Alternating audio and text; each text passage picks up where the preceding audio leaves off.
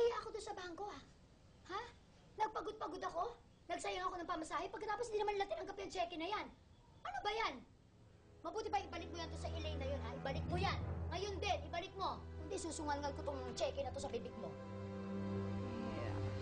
Ate Dolores, hindi na kasi ako pwede makabalik ng kay Miss Elaine, eh. At bakit? Tinagihan ko na kasi yung trabahong inaalok niya sa akin. Ano?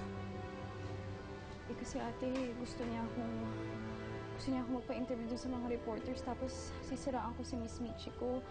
Eh, hindi ko naman kayang gawin yun.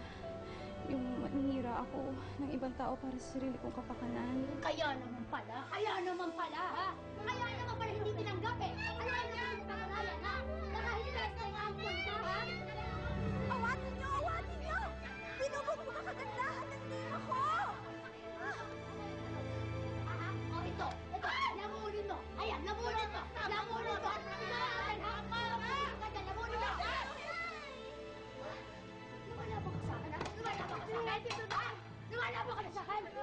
Pasensya na natin, Dolores. Hindi ko sinasadya. Sinasadya? Lumalaban ka na! Bakit niyo ba palagi sinasaktan si ate, ah? Dahil makasarili siya!